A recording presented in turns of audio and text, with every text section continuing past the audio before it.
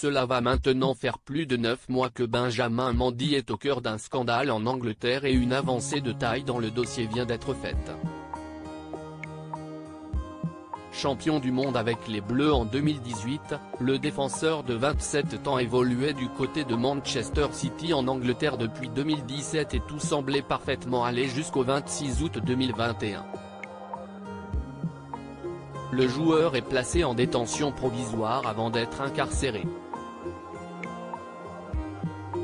Plusieurs femmes l'accusent de viol et d'agression sexuelle et les charges vont continuer à s'accumuler au fil des mois.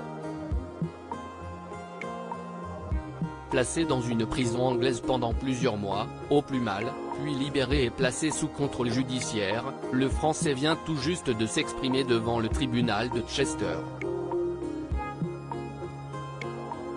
Benjamin Mendy était entendu ce lundi 23 mai pour savoir s'il se déclarait coupable ou non des 9 chefs d'accusation concernant des faits qui se seraient déroulés entre octobre 2018 et août 2021 à son domicile de Prestbury, dans le Cheshire.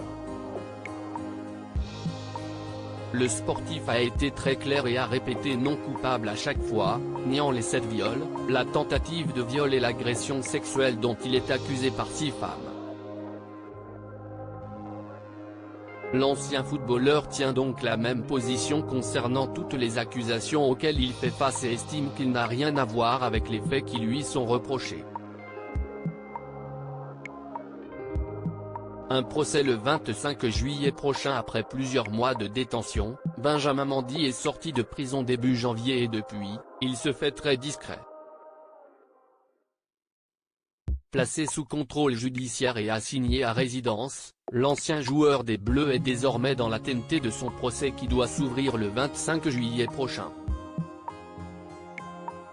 En attendant, il ne sort que rarement et l'une de ses dernières apparitions publiques a eu lieu début février. Dans cette affaire très médiatisée en Angleterre, le joueur avait été placé en détention provisoire après avoir été accusé de 4 viols et d'une agression sexuelle, par 3 femmes dont une mineure, avant que d'autres témoignages ne s'ajoutent par la suite.